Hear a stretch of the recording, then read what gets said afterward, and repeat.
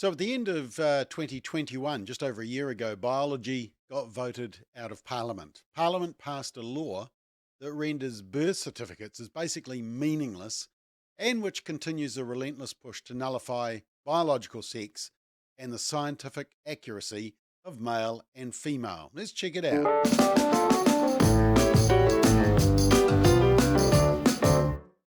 And I think what floored me the most, more than the flawed ideology behind this bill, which means that you can change your birth certificate from bloke and Sheila and back again on a regular basis, even for teenagers, is that the political parties on the right, National and ACT, also supported the bill.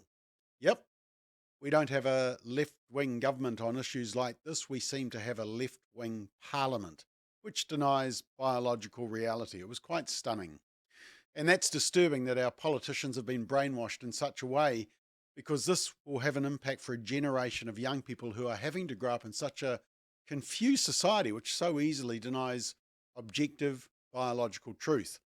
And it shows a glaring gap for a voice for common sense and socially conservative values in Parliament on issues like this, and which will show backbone and push back on this woke liberal agenda which is bringing our society to its knees.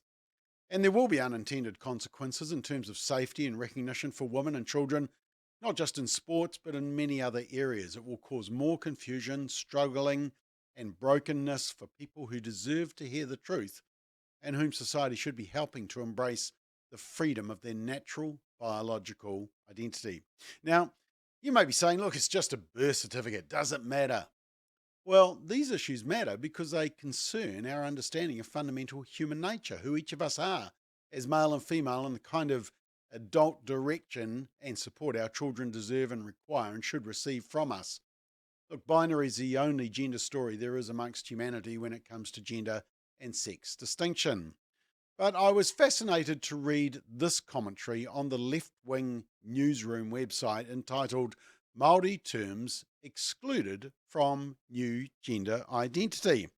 And let's check it out. It says, with less than 4 months until a new gender self identification process gets underway, the government has revealed the options on offer for those who need to change their birth certificate, and Maori gender terms are off limits. New Zealanders will be able to identify as another gender or a non binary gender as part of the new self identification process, according to new details released. However, the government has for now opted against allowing the use of Māori gender terms on amended birth certificates, citing the risk of racially profiling as well as misuse by non Māori. Well, can gender identity be misused? I mean, if it's how you identify, don't you have the right to that identification? It says the change was made because of concerns. Well, the change of the law was made because of concerns about the cumbersome and expensive nature of the previous system, which required applicants to provide proof of medical treatment. Yeah, those pesky doctors. Let's get them out of the way so that we can just identify as who we want. The new regime is due to come into effect on June the 15th. In a cabinet paper from December last year, the former Internal Affairs Minister Jan Tinetti, who is now Minister of Education, and that should scare all of us, said applicants would be able to change their sex and gender markers to another gender or another binary gender, non-binary gender, in addition to male and female. Well, children are being taught that there's 112 genders, so, surely all of those terms are allowed and some others. It's how you identify. Now, while some public submitters had supported a wide range of markers to choose from, Tinetti said gender terminology tended to, quote, evolve quickly, with certain terms becoming more or less preferable in relatively short spaces of time. Well, it's obviously not based on fact anymore. It's just on kind of the trend, isn't it? Now, the government had also considered allowing for the use of Māori terminology such as takatapui, which is used in a similar way to the English term LGBTQI+, given the Crown's Treaty of Waitangi obligations. Now, I actually had a look at the terms which are available, and there we are. There's the list of terms, and it covers for mixed gender, trans woman, trans man. So I'm not quite sure why these terms are not allowed. However, some submitters had concerns about the terms being used by non-Maori in a way that would undermine Maori identity, as well as whether being recorded as Maori in an open register could lead to racial profiling and discrimination.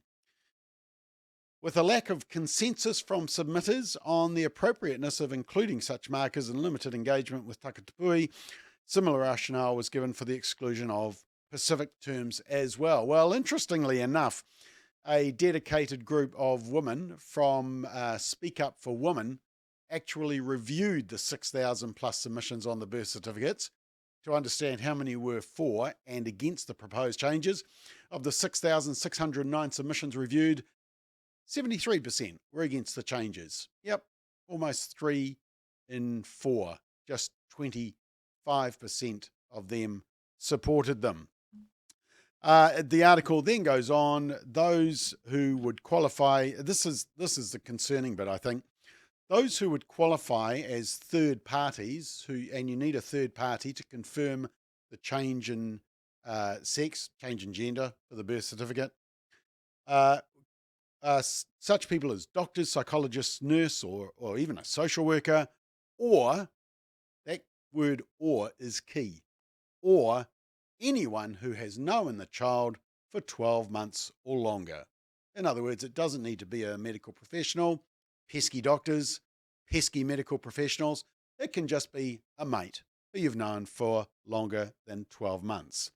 And the 12-month period had been chosen as it aligned with other government processes, such as a child's passport application.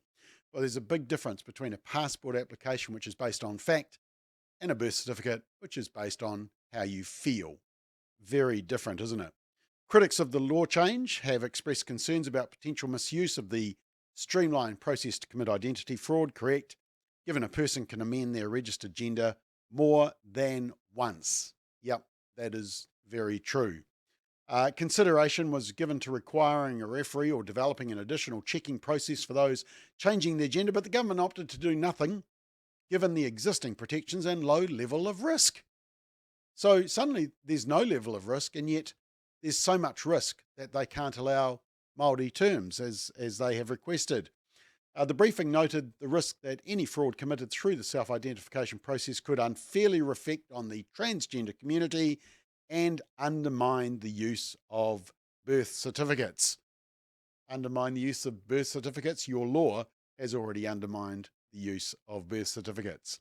And then, of course, Newsroom rushed off to the local gender activist to get their opinion.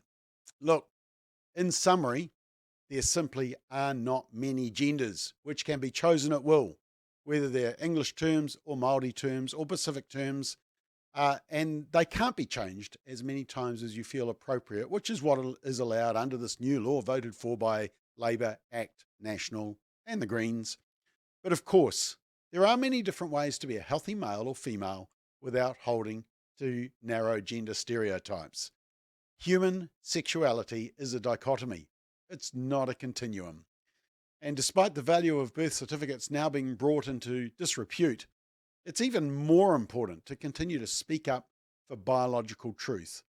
Our children deserve the truth, and our society desperately needs it.